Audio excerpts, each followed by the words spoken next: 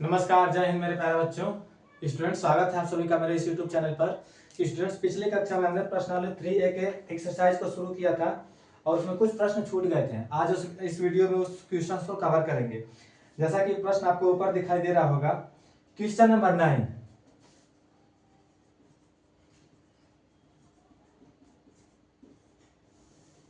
Question number 9 बोल रहा है कि एक रैखिक समीकरण 2x + 3y - 8 = 0 दी गई दो चरों में एक ऐसी रैखिक समीकरण ज्ञात कीजिए ताकि प्राप्त युग्म समीकरण ज्यामितीय रूप से प्रतिच्छेद करती हो। देखिए 2x + 3y - 8 = 0 कंडीशन दे रहा है पहला, प्रतिच्छेद करती हूँ।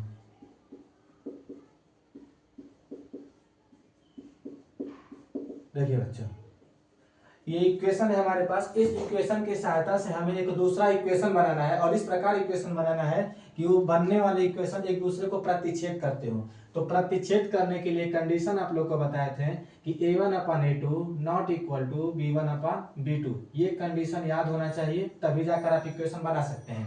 तो इसकी सहायता से जब इक्वेशन बनाएंगे तो a1/a2 और b1/b2 एक दूसरे के इक्वल नहीं होना चाहिए। तो इक्वल कब नहीं होगा? जब ये 2x है तो हम इसको कुछ और ले रहे हैं, जैसे 4x + 2y और -3 = 0। अपने मन से कोई भी इक्वेशन ले सकते हैं, बस इस कंडीशन को फॉलो करना चाहिए। अगर हम इसको a1/a2 करेंगे तो हो जाएगा क्या, 2/4 = ये है 3/2 a1 2 है और a1 2 है और a2 4 है, b1 3 है और b2 2 है। ये एक दूसरे के इक्वल नहीं है, तो ये बनने वाले समीकरण क्या होंगे, एक दूसरे को प्रतिच्छेद करेंगे। ये तो था पहला पार्ट। दूसरा बोला है कि समांतर रेखाएं हो।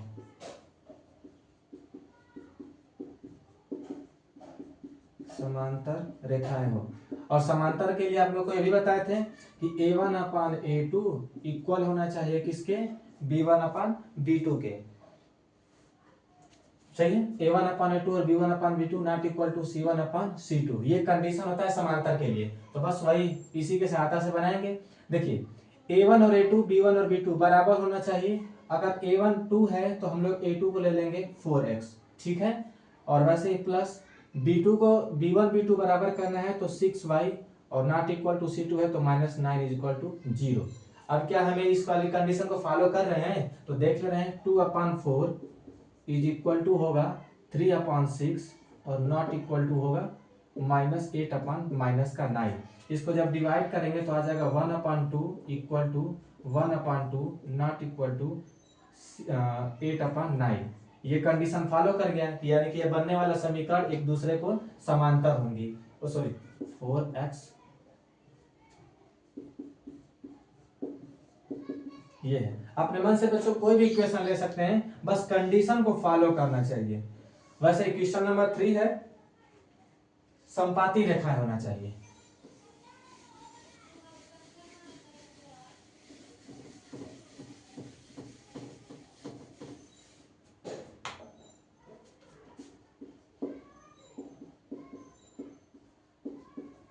समपाती रेखाएं हो, उसके लिए क्या होना चाहिए, a1/a2 इक्वल होना चाहिए b1/b2 के और इक्वल होना चाहिए c1/c2 के।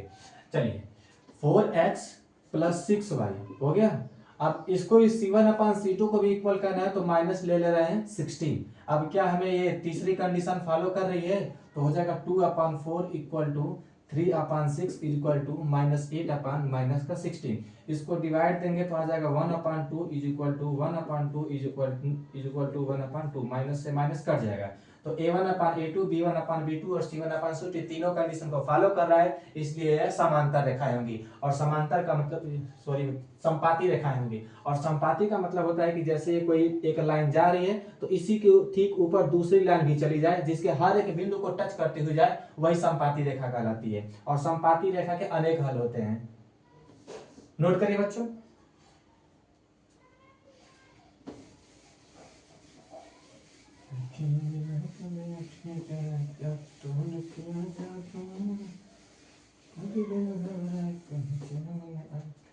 चलिए क्वेश्चन नंबर 10। आप लोग प्रश्न ऊपर या नीचे कहीं से पढ़ सकते हैं। समीकरण x minus Y plus one, x minus Y plus one is equal to zero, समीकरण नंबर एक।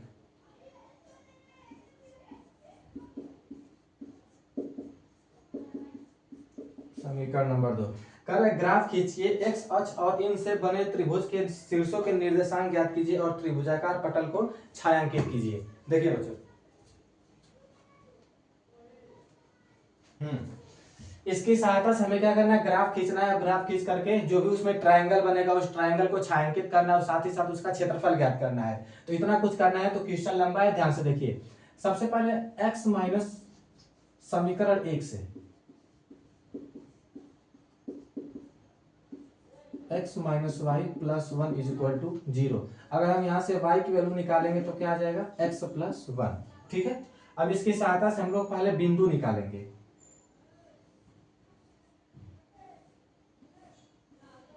x और ये y, अगर हम x के जगह पर माइनस वन रखेंगे तो y की वैल्यू जीरो आ जाएगा। x की वैल्यू जीरो रखेंगे तो y की वैल्यू वन आएगा, और x की वैल्यू प्लस वन रखेंगे तो y की वैल्यू होगा दो। ठीक है, x की वैल्यू वन रखेंगे तो वन और टू, ये बिंदु निकल कर आए। वैसे इस समीकरण दो से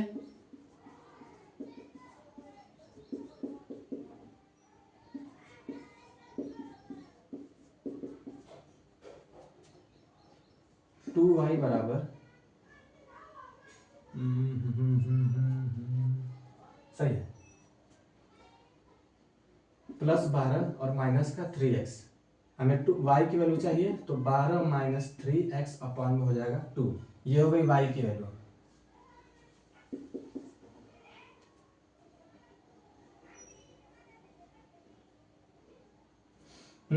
चलिए बिंदु निकालते हैं।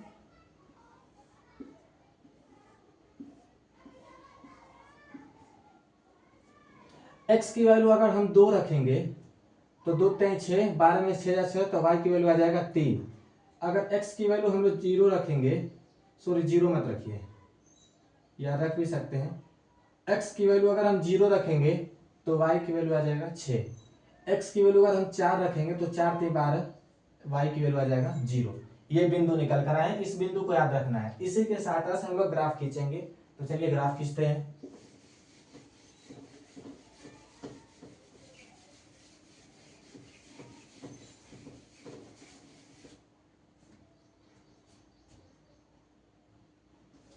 बिंदु है यहाँ पर लिख ले रहे हैं।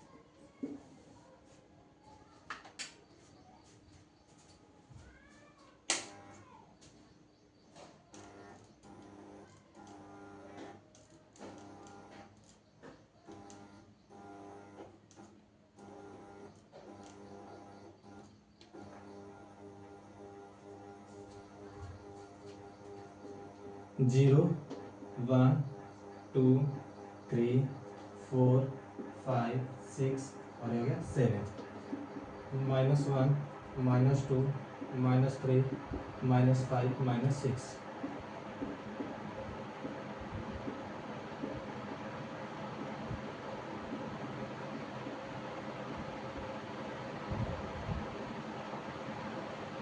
चलिए ग्राफ खींचना है। सबसे पहले समीकरण एक से ग्राफ खींचेंगे। x पर -1 है, y पर 0 है।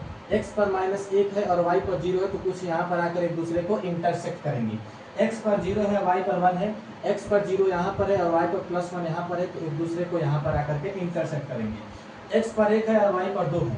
x पर 1 यहाँ पर है, y पर 2 यहाँ पर है। x पर एक कदम चलेंगे तो इधर, और y पर एक कदम 2 कदम चलेंगे तो यहाँ पर, एक दूसरे को यहाँ पर आकर के इंटरसेक्ट करेंगे। ये लाइन अब क्या हुआ, तीनों पॉइंट्स को एक लाइन के थ्रू ज्वाइन कर देंगे। ओके, इसका जो भी नाम होगा आप लोग लिख सकते हैं। वैसे समीकरण 2 से लिखेंगे x बराबर 2 और y बराबर 3 है।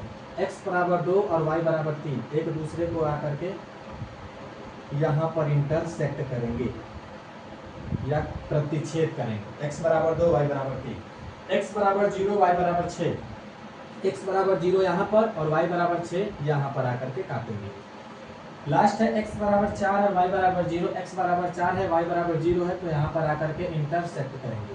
अब एक लाइन के थ्रू इन तीनों को ज्वाइन कर देंगे। हो गया, इसको कुछ यहाँ पे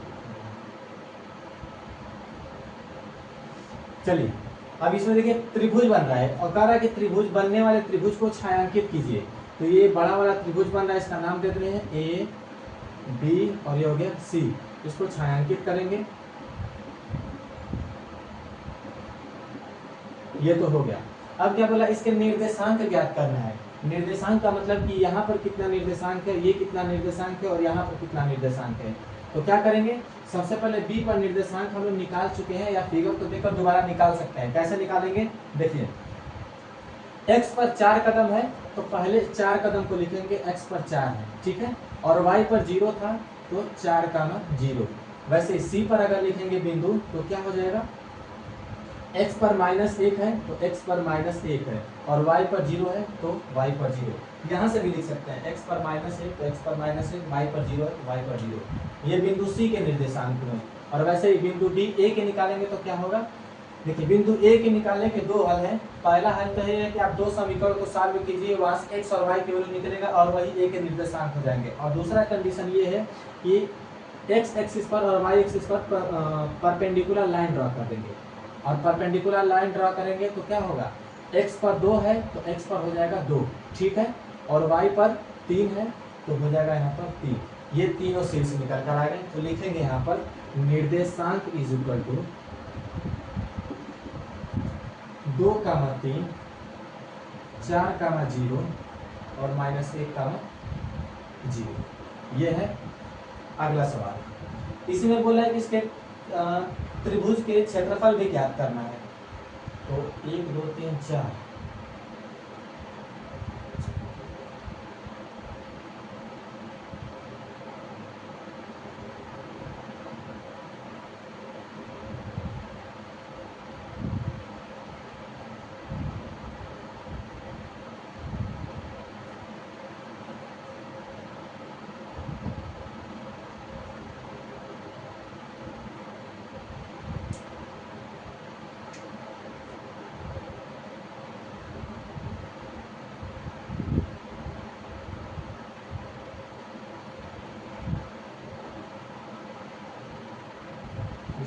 थोड़ा सा कटा हुआ है क्या इसमें।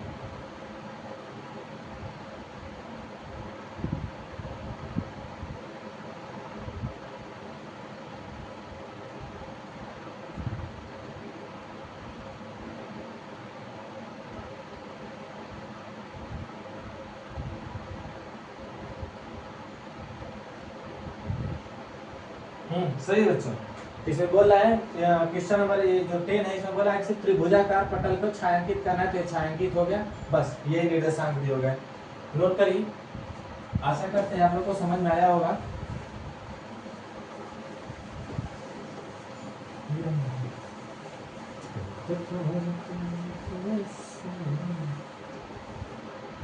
अगला क्वेश्चन है आपके कंप्यूटर स्क्रीन पर, क्वेश्चन नंबर 11।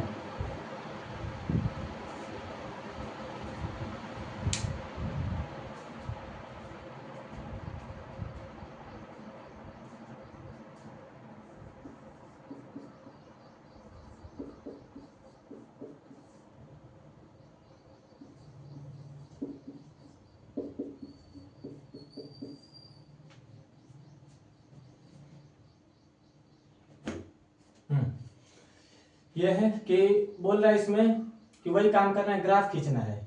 क्या बच्चों करना है, ग्राफ खींचना है। तो देखिए ध्यान से, समीकरण 1 से 2x + y = 4, अगर यहां से हम y की वैल्यू निकालेंगे तो 4 माइनस हो जाएगा 2x, ठीक है। और 4 - 2x है, तो जब यहां तक पहुंचे हैं तो लगे हाथ बिंदु भी निकाल लेंगे, x और y। अगर हम x के जगह पर 0 रखेंगे तो y की वैल्यू 4 आएगा, x की वैल्यू अगर 1 रखा जाएगा तो y की वैल्यू क्या आ जाएगा, 2। x की वैल्यू अगर 2 रखेंगे तो y की वैल्यू आ जाएगा 0। ठीक है, अब समीकरण नंबर 2 से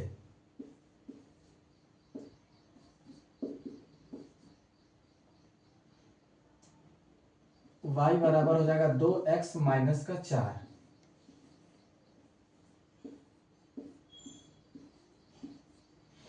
x के जगह पर 0 रखेंगे तो y की वैल्यू आ जाएगा माइनस का 4। 0 रखेंगे तो y की वैल्यू -4 होगा।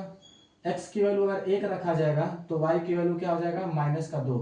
x की वैल्यू 2 रखा जाएगा तो y की वैल्यू आ जाएगा 0। ठीक है, एक बार मिला ले रहे हैं हम लोग।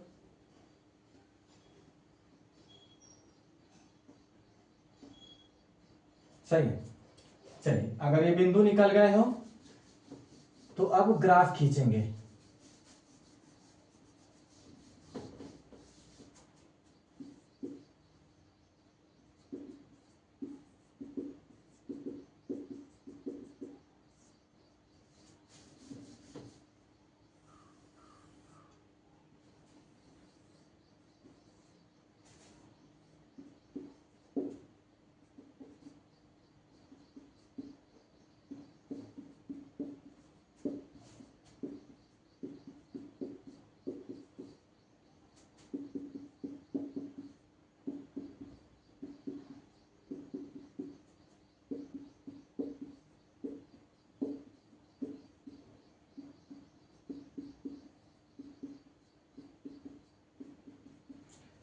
चलते हैं, x बराबर 0 y बराबर 4, x बराबर 0 यहाँ पर होगा और y बराबर 4 यहाँ पर होगा, तो एक दूसरे को आकर यहाँ पर इंटरसेक्ट करेंगे। x बराबर 2 सॉरी x बराबर 1 और y बराबर 2 है। x बराबर 1 यहाँ पर होगा और y बराबर 2 यहाँ पर होगा, एक दूसरे को आकर यहाँ पर मिलान करेंगे। x बराबर 2 y बराबर 0, x बराबर 2 यहाँ पर है, y बराबर 0 यहाँ पर है, तो एक दूसरे को यहाँ पर आकर के मिलेंगी और एक लाइन को थ्रू तीनों पॉइंट्स को ऐसे ज्वाइन कर देंगे। वैसे समीकरण 2 के लिए ग्राफ क्या हो जाएगा, x बराबर 0 y बराबर -4, x बराबर 0 यहाँ पर होगा और y बराबर -4 ये होगा, यहाँ पर एक दूसरे को मिलेंगे। x बराबर 1 y बराबर -x, x बराबर 1 यहाँ पर है, y बराबर -1 यहाँ पर, एक दूसरे को आकर यहाँ पर साथ देंगे। 2 और 0 यही होगा, तो एक लाइन के थ्रू इनको भी ज्वाइन कर लेंगे। ये हो गया। अब क्या करेंगे, जो भी बिंदु मिले हुए हैं उनका नाम देंगे, ए बी और ये हो गया सी। सभी बिंदुओं के नाम लिखेंगे तो क्या हो जाएगा 2,0, x पर 2 है और y पर 0 है तो 2,0। ऐसे ये क्या होगा, x पर क्या है 0, सॉरी x पर 1 है, 0, -4। यहां से देख सकते हैं x पर 0 है, y पर -4 है, तो बिंदु 0, -4 होगा और ये क्या होगा +4 है तो 0,4, 0,4 ये हो गया निर्देशांक। तो लिखेंगे यहाँ पर निर्देशांक इज इक्वल टू, इस क्वेश्चन को हल्के बना लीजिएगा, ये क्वेश्चन एग्जाम में आते हैं 5 या 6 नंबर के। 0,4, 2,0 और 0,-4 ये है।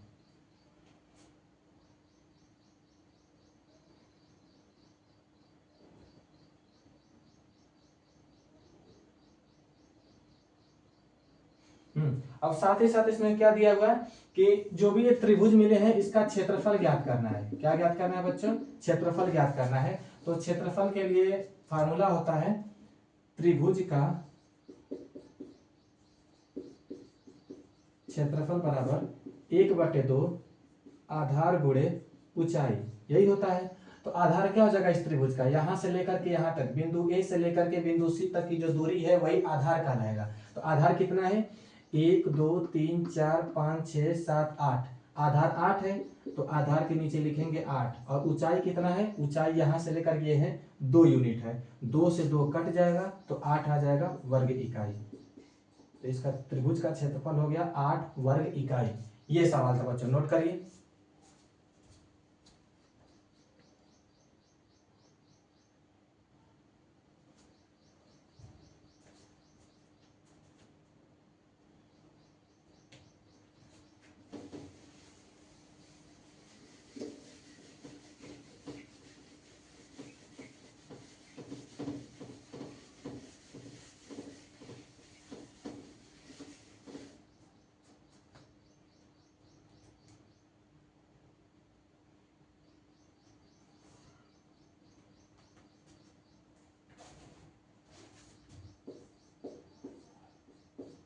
क्वेश्चन नंबर 12 है के किस मान के लिए निम्न रैखिक समीकरण के युग्म का कोई हल नहीं है।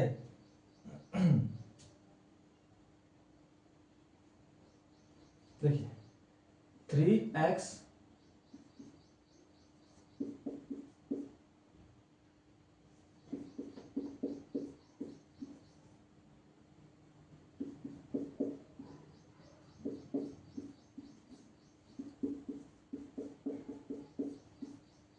ये है। कह रहे के किस मान के लिए निम्न रैखिक समीकरण का कोई हल नहीं है। तो कोई हल नहीं होने का मतलब क्या होता है, a1/a2 इक्वल टू b1/b2। ये होता है कोई हल नहीं, यानी कि समांतर होंगी। ये दो रेखाएं जब एक दूसरे के समांतर होंगी यानी कि एक भी बिंदु पर प्रतिच्छेद नहीं करेंगे, और जब प्रतिच्छेद नहीं करेंगी तो एक भी हल नहीं होंगे। और इसका कंडीशन बनता है ये a1/a2 equal to b1/b2। a1 की वैल्यू हो जाएगा यहाँ से 3, b1 की वैल्यू होगा 1 और c1 की वैल्यू हो जाएगा -1, क्योंकि +1 घर आएगा तो -1 हो जाएगा। वैसे b1 की वैल्यू होगा 2k-1, b2 is equal to k-1 और c2 की वैल्यू हो जाएगा यहाँ से -2k+1।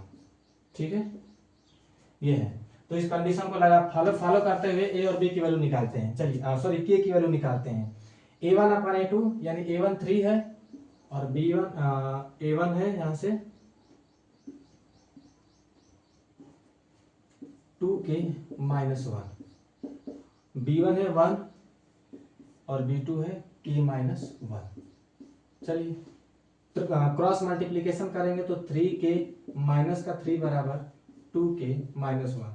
3k 2k इधर आएगा तो बन जाएगा k इज इक्वल टू -3 उधर जाएगा तो बन जाएगा +3 और ये -1। जब इसको घटाएंगे तो आ जाएगा 2। तो ये हो गई k की वैल्यू 2 यूनिट है। नेक्स्ट क्वेश्चन पे चलो।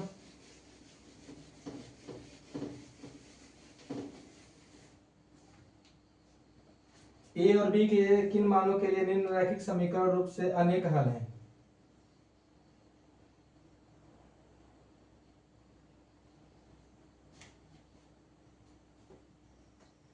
दो x + 3y is equal to 7।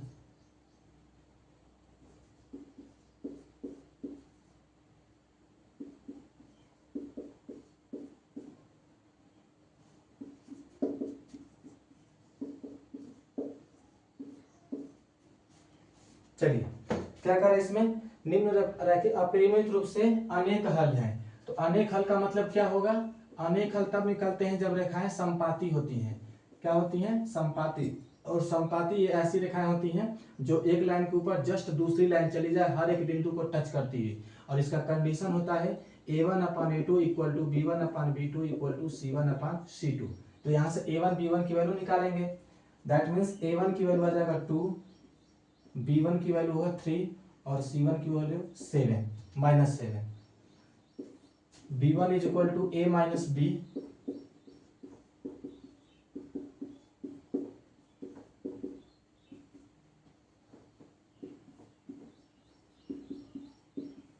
ये है। ठीक है, अगर इतना हो गया हो तो इस कंडीशन को फॉलो करते हुए आगे चलते हैं। पहले क्या करेंगे, a1/a2 और c1/c2 को सॉल्व करेंगे। तो a1/a2 इक्वल होगा c1/c2 के। किसी को भी बराबर दिखा सकते हैं, हम कैलकुलेशन के लिए c1/c2 को लेंगे।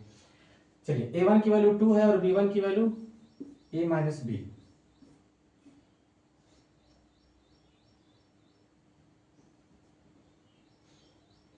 c1 की वैल्यू -7 और c2 की वैल्यू -3a प्लस b -2। हम अपने सुविधा के लिए माइनस से माइनस काट देंगे। अब सॉल्व करते हैं। 2 3 जा 6a और प्लस 2b -2 2 जा 4, 7a -7b। तो 6a 7b।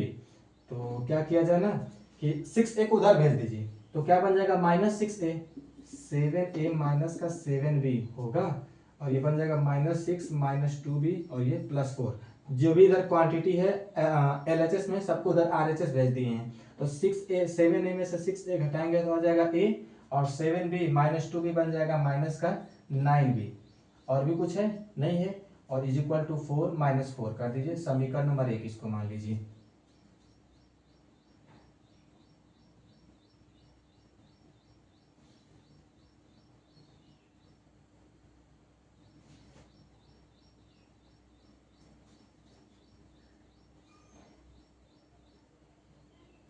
समीकरण नंबर 1 हो गया। वैसे दूसरा सॉल्व करेंगे, दूसरा यहां से लेंगे b1/b2 इक्वल टू c1/c2। ये इक्वेशन को याद रखना है। a1/a2 हो गया हो। चलिए b1 क्या है, यहां से b1 है 3 और b2 है a plus B equal c1 की वैल्यू -7 और c2 की वैल्यू है -3a प्लस बी माइनस का 2। माइनस से माइनस कट जाएगा, 3 3 जा 9a प्लस 3b माइनस का 3 2 जा 6 इज इक्वल टू 7a और ये बन जाएगा प्लस का 7b। 7a इधर आएगा तो माइनस हो जाएगा, घटा देंगे तो आ जाएगा 2a। ठीक है, 3b है 7b है, इधर आएगा तो बन जाएगा माइनस का 7b, दैट मीन्स माइनस का 4b -6 इज इक्वल टू 0। ठीक है, अब क्या किया जाए, -6 को उधर भेज देंगे तो हो जाएगा प्लस का 6। ठीक है, अब सॉल्व करना है।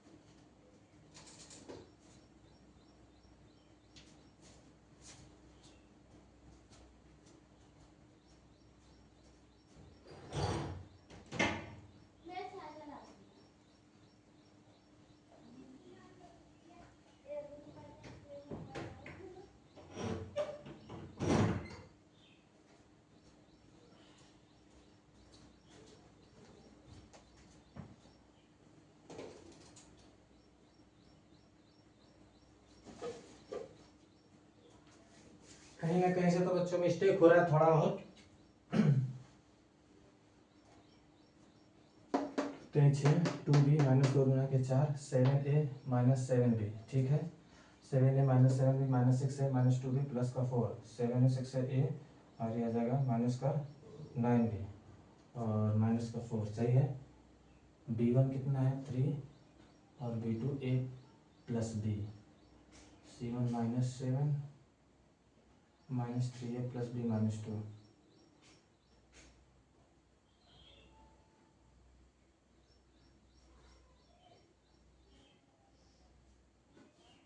b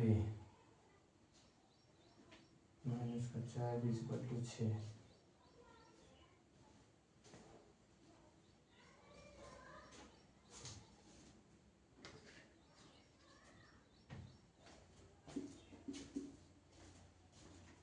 समीकरण नंबर 2।